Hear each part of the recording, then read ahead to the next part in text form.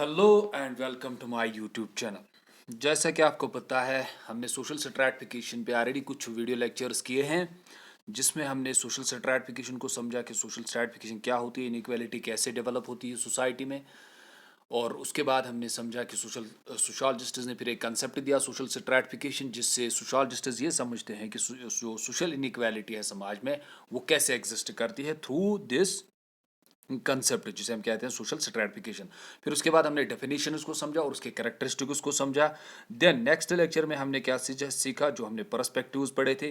Perspectives में थोड़ा बहुत मैं आपको रिवाइज कराऊंगा, क्योंकि आज जो थर्ड पर्सपेक्टिव हमें समझना है, जो हमारा आज टॉपिक है, वो है वेबर्स पर्सपेक्टिव, यानी कि जो सोशोलॉजिस्ट हैं, क्लासिकल सोशोलॉजिस्ट जो मैक्स वेबर है, उसके पर्सपेक्टिव को समझना है। और उसका जो पर्सपेक्टिव है, उसके लिए आपके जो पहले दो पर्सपेक्टिव है, उनको समझना ज़रूरी है। तो उनको हमने पिछले लेक्चर में सीखा था, लेकिन आज थोड़ा उनको रिवाइज करेंगे, ताकि जो थर्ड पर्सपेक्टिव वो इजी हो जाए हमारे लिए समझने में। उससे पहले वीडियो में हमने क्या समझा था, पर्सपेक्टिव्स। ठीक है, पर्सपेक्टिव्स में हमने समझा था फंक्शनलिस्ट पर्सपेक्टिव को। फंक्शनलिस्ट पर्सपेक्टिव में सीधे मैंने आपसे कहा था कि फंक्शनलिस्ट पर्सपेक्टिव में सबसे ज़्यादा जो काम किया सोशोलॉजिस्ट्स ने, वो किसने किया, पार्सन, डेविस और मोरे ने काम किया है। ठीक है, अगर आपको याद होगा, उस वीडियो लेक्चर में मैंने आपको कहा था कि टैलकट पार्सन यानी कि किंग्सली डेविस और विल्बर्टी मोरे ने काम किया है। ये इंपॉर्टेंट सोशोलॉजिस्ट है, फंक्शनलिस्ट्स है, जिन्होंने सोशल स्ट्रैटिफिकेशन पे काम किया था। इन्होंने क्या कहा था, इन्होंने प्रिंसिपल्स लिखी थी, एक आर्टिकल लिखा था जिसका नाम था प्रिंसिपल्स ऑफ सोशल स्ट्रैटिफिकेशन 1947। तो उन्होंने क्या कहा था, there is no society which is not stratified, कि दुनिया में कोई सोसाइटी नहीं है जो स्ट्रैटिफाइड नहीं है। देन इन्होंने कहा था इफेक्टिव रोल एलोकेशन। इन्होंने कहा था कि सोशल स्ट्रैटिफिकेशन की वजह से क्या होता है, सोसाइटी में एक इफेक्टिव रोल एलोकेशन मिलता है, कि हम देखते हैं किसके पास क्या कैपेसिटी है, उसको उस लेवल के स्ट्रेटा में रखते हैं और वो कैसा रोल कर सकता है। ठीक है, रोल एलोकेशन एक मैकेनिज्म है सोशल स्ट्रैटिफिकेशन। किसने कहा था, फंक्शनल सोशोलॉजिस्ट ने कहा था। जो सोशल स्ट्रैटिफिकेशन में जो फंक्शनल जिन्होंने इस पे काम किया, उन्होंने कहा था कि इससे रोल एलोकेशन हो जाता है, इजी हो जाता है सोशल स्ट्रैटिफिकेशन से। इसको इस स्ट्रेटा में रखते हैं, हायर वाले स्टेट्स में ये हायर वाला काम करेगा, ये उसके नीचे, ये उसके नीचे, तो ये इसके नीचे। ठीक है, जैसे मैंने कहा था कि इंडियन सोसाइटी में अगर आप देखोगे, जब वहाँ पे सोशल स्ट्रैटिफिकेशन हुई थी, जो ब्राह्मण, क्षत्रिय, वैश्य और शूद्र थे, ब्राह्मण कौन सा काम करते थे, प्रीस्ट का काम करते थे। ये क्या करते थे, ये जो है ये बिजनेस का काम करते थे। ये आर्म्स यानी आर्मी मिलिट्री में काम करते थे, और ये क्लीनिंग करते थे। ठीक है, तो डिफरेंट स्टेटास में डिवाइड किए, डिफरेंट रोल दिया और डिफरेंट फंक्शंस थी इनकी।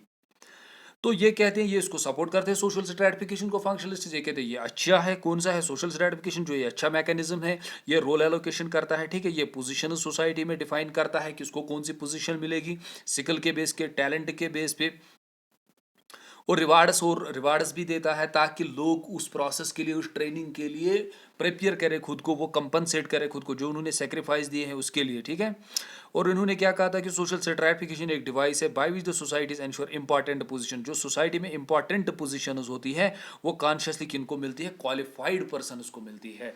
तो ये सोशल स्ट्रैटिफिकेशन को सपोर्ट करते हैं। ये कहते हैं नहीं, सोशल स्ट्रैटिफिकेशन एक अच्छी चीज़ है, समाज में ये होनी चाहिए। इससे क्या होता है, social stratification in functional necessity for society. जो मैंने आपको फंक्शनल प्री रिक्विजिट्स कहा था, कि फंक्शनलिस्ट्स कहते हैं सोसाइटी के लिए कुछ चीज़ें बहुत ज़रूरी है, जो उसके सर्वाइवल के लिए ज़रूरी है, जिसे हम फंक्शनल प्री रिक्विजिट्स कहते हैं। अगर वो चीज़ें नहीं होंगी तो सोसाइटी में प्रॉब्लम्स होगी, सोसाइटी सर्वाइव नहीं कर पाएगी। फिर उन्होंने कहा कि दे सा इट एज ए सोल्यूशन, ये एक सोल्यूशन है to the problems faced by the social system. जो सोशल सिस्टम्स में प्रॉब्लम है कि किसको क्या एलोकेशन देंगे, किसको कौन सा रोल देंगे, किसको डिस्ट्रिक्ट के लेवल पे रखेंगे, कौन डिस्ट्रिक्ट को संभालेगा, कौन विलेज को संभालेगा, कौन देश को संभालेगा, कौन स्टेट को संभालेगा। तो सोशल स्ट्रैटिफिकेशन की वजह से ये चीज़ें होती है। ठीक है, तो रोल एलोकेशन ईजी हो जाती। फिर हमने मार्क्सिस्ट पर्सपेक्टिव को पढ़ा। मार्क्सिस्ट पर्सपेक्टिव में क्या, कॉन्फ्लिक्ट पर्सपेक्टिव भी जिसे हम कहते हैं, इन्होंने क्या कहा, सोशल स्ट्रैटिफिकेशन जो है, इन्होंने इसको क्रिटिसिज्म किया। फंक्शनल पर्सपेक्टिव को इन्होंने क्रिटिसिज्म किया, कहा नहीं, आप क्या कहते हो, आप कहते हो ये इंटीग्रेट करती है, ये सोसाइटी को इंटीग्रेट करती है, यानी पार्ट्स को चलाती है, उनमें इंटीग्रेशन लाती है। रोल एलोकेशन की वजह से सारे फंक्शन करते हैं। ठीक है, इन्होंने कहा नहीं, ये डिवाइस है, ये वो डिवाइस है जिससे क्या, ये वो डिवाइस है जिससे लोग, जो अमीर लोग हैं, वो गरीब लोगों पे क्या करते हैं, एक्सप्लॉइट करते हैं, उनको एक्सप्लॉइट करते हैं। जिसमें उन्होंने कहा था ये वो मैकेनिज्म है where by some exploit the others.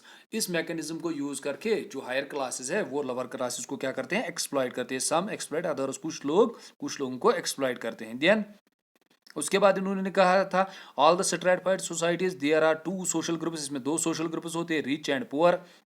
Rich class कैसे बनता है, इन्होंने कहा, मार्क्सिस्ट पर्सपेक्टिव वाले ने कहा जो पावर है, सॉरी, इन्होंने कहा था द पावर रूलिंग क्लास, जो रूलिंग क्लास होता है उन्होंने ओनरशिप कंट्रोल रखा है, किस पे रखा है, means of production. Means of production क्या होते हैं, लैंड, लेबर, कैपिटल और पावर, जो भी बिल्डिंग्स और मशीनरीज है उन पे कंट्रोल रखा है इस हायर क्लास ने।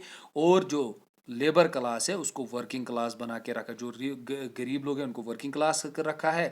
और जो ये मैकेनिज्म है सोशल स्ट्रैटिफिकेशन का, इसके थ्रू ही इनको exploit the opposite the subject class को एक्सप्लॉइट किया जाता है, नहीं गरीब क्लास को एक्सप्लॉइट किया जाता है। ठीक है, ये हमने मार्क्सिस्ट पर्सपेक्टिव में समझा था।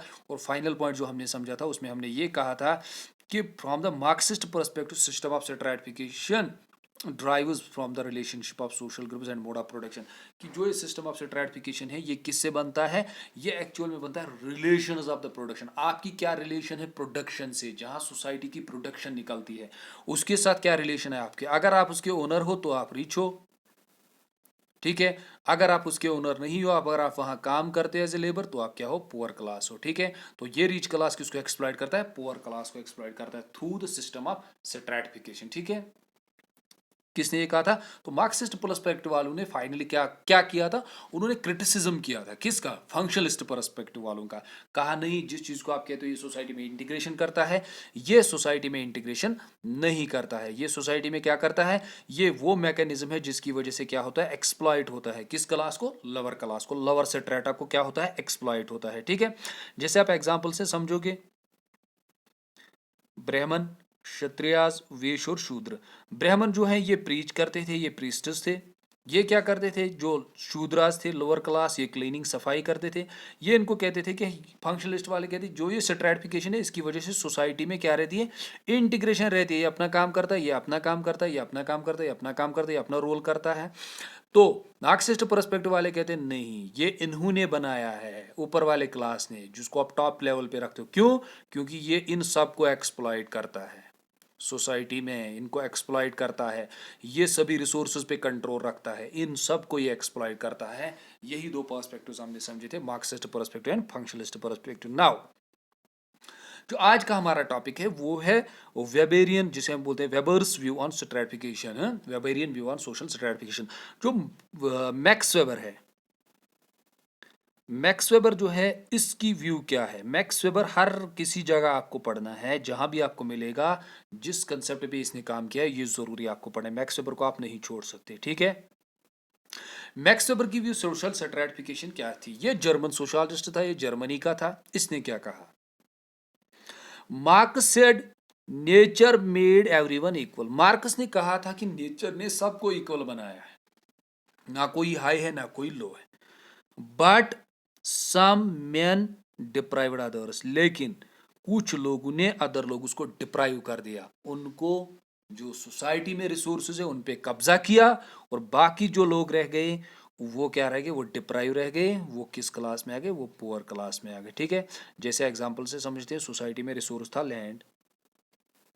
ठीक है, मार्कस कहता है कि लैंड पे किसने कब्जा किया है, लैंड पे मैच नेचर ने सबको इक्वल पैदा किया था और लैंड भी दी थी, लेकिन लोगों ने क्या किया, कुछ लोगों ने इस पे कब्जा किया, इस लैंड इस वाले एरिया पे, और कुछ लोगों को उन पे कब्जा नहीं करने दिया। तो ये लोग जो हैं ये लोग मास्टर्स बन गए, ये लोग स्लेव्स बन गए। ठीक है, ये लोग रिच बन गए, ये लोग पुअर बन गए। ठीक है, ओनरशिप की वजह से, जिसे हम प्राइवेट प्रॉपर्टी भी कहते हैं। ठीक है, देन उसके बाद आपको क्या समझना है, उसके बाद आपको समझना है, लेकिन अब वेबर को समझना है हमें, ये मार्क्स की व्यू थी। मार्क्स को क्रिटिसिज्म किया वेबर ने। ठीक है, वेबर ने कैसे क्रिटिसिज्म किया, फंक्शनलिस्ट को किसने क्रिटिसिज्म किया, उसको मार्क्सिस्ट पर्सपेक्टिव ने क्रिटिसिज्म किया। और वेबर ने किसको क्रिटिसिज्म किया, वेबर ने मार्क्सिस्ट पर्सपेक्टिव को क्रिटिसिज्म। इसने क्या कहा, Weber refused to reduce, Weber ने कहा, ये इसने रिफ्यूज कर दिया, क्या, reduce social stratification to only economic factor. यानी मार्क्स कहता है कि दो क्लास बन गए, किसकी वजह से, रिसोर्सेज पे कंट्रोल, मीन्स ऑफ प्रोडक्शन पे कंट्रोल किसने किया, जब मीन्स ऑफ प्रोडक्शन पे कंट्रोल किया किसने, रिच ने, उसने एक्चुअली किस पे कंट्रोल किया, इकोनॉमिक फैक्टर पे। सोसाइटी में जो पैसा है, जो इकोनॉमिक फैक्टर है, उस पर किसने कंट्रोल किया? रिच ने उस पर कंट्रोल किया। ठीक है, तो वेबर ने रिफ्यूज किया। वेबर ने कहा नहीं, आप ये नहीं कह सकते, आप सोशल स्ट्रैटिफिकेशन को खाली इकोनॉमिक फैक्टर ही तक नहीं रख सकते। यानी मार्क्स ने सोशल स्ट्रैटिफिकेशन को क्या कहा? सोशल स्ट्रैटिफिकेशन जो है ये इकोनॉमिक फैक्टर की वजह से है। ठीक है, that is why we called, Karl Marx को हम ये भी कहते हैं इकोनॉमिक डिटर्मिनिस्ट। ठीक है, तो वेबर ने कहा नहीं, आपने इस सोशल स्ट्रैटिफिकेशन को खाली किस तक महदूद रखा? इकोनॉमिक फैक्टर तक। सोशल स्ट्रैटिफिकेशन खाली इकोनॉमिक फैक्टर की वजह से ही नहीं है, फिर क्या है? और क्लास तक आपने इसको महदूद रखा, but it is multi dimensional. ये टर्म याद रखना वेबर की। वेबर ने सोशल स्ट्रैटिफिकेशन को क्या कहा? ये खाली इकोनॉमिक फैक्टर की वजह से ही नहीं है कि आप लोगों को डिवाइड कर रहे हो रिच एंड पुअर क्लास में। ये खाली इकोनॉमी, ये गरीब है इसके पास पैसा नहीं है, ये रिच है इसके पास पैसा है, सो सारा जो बेस है वो इकोनॉमी का है, इसने इकोनॉमी को कंट्रोल करके रखा है रिच ने। वेबर ने कहा नहीं, इट इज मल्टी डायमेंशनल, इसके बहुत सारे फैक्टर्स है, इसका एक फैक्टर नहीं है। मल्टी डायमेंशनल होता है बहुत सारे फैक्टर्स। तो वेबर ने फिर क्या कहा? वेबर ने कहा society is stratified. Society stratified है। स्ट्रैटिफाइड आपको समझ में आया? स्ट्रैटास में डिवाइड है, डिफरेंट स्ट्रैटास में, एक दो टॉपर, ये टॉप पे रीच है, ये उसके नीचे, उसके नीचे, उसके नीचे। वेबर ने कहा सोसाइटी स्ट्रैटिफाइड है, किस पे? On the basis of economics, economy पे भी है, कार्ल मार्क्स के पॉइंट को भी लिया। ठीक है, प्रेस्टीज, प्रेस्टीज पे नंबर वन इकोनॉमी, इकोनॉमी पे भी सोसाइटी डिवाइडेड है, कुछ लोग अमीर है, कुछ लोग गरीब है, एक स्ट्राटा में दूसरे स्ट्राटा में। ठीक है, दूसरा कहा प्रेस्टीज नहीं, कहा सोसाइटी में, सोसाइटी के जो लोग ये इस चीज से भी डिवाइड हैं डिफरेंट स्ट्रेटास में, प्रेस्टीज की वजह से भी। प्रेस्टीज क्या होता है? आप बोलोगे सर प्रेस्टीज क्या होता है? Prestige means respect for the others on the basis of, जो इन्होंने कुछ स्टेटस अचीव किया है, आप कुछ लोगों को रेस्पेक्ट देते हो बिकॉज उन्होंने कुछ चीज़ों के लिए मेहनत की है, फिर उस चीज़ को हासिल किया है, कुछ अच्छा उनका स्टेटस है, उन्होंने मेहनत की है उस स्टेटस पे, उस स्टेटस को हासिल किया, आप उनको रेस्पेक्ट करते हो। ठीक है, जैसे हमारे एग्जाम्पल हमारे सामने है डॉक्टर विकास देवकीर्ति सर जो है, उनको सभी लोग रेस्पेक्ट करते हैं क्योंकि वो सिविल सर्विस में वो उन्होंने पढ़ाया है, खुद पढ़ा है, फिर उसको छोड़ा है, आज पढ़ाते हैं। ठीक है, तो एग्जाम्पल ये है, बहुत सारे लोग होंगे आने आपकी सोसाइटी में जिन्होंने कुछ स्टेटस हासिल किया होगा, कुछ मेहनत की होगी उन्होंने। ठीक है, एक स्ट्रगल में उन्होंने काफ़ी मेहनत की होगी, आप उनको भी रेस्पेक्ट करते हो, तो उन लोगों को भी हम अलग स्ट्रेटा में रखते हैं, इकोनॉमी, प्रेस्टीज। फिर मार्क्स ने क्या कहा? वेबर ने कहा इकोनॉमी भी एक फैक्टर है जिसकी वजह से सोसाइटी डिवाइडेड है स्ट्रेटास में।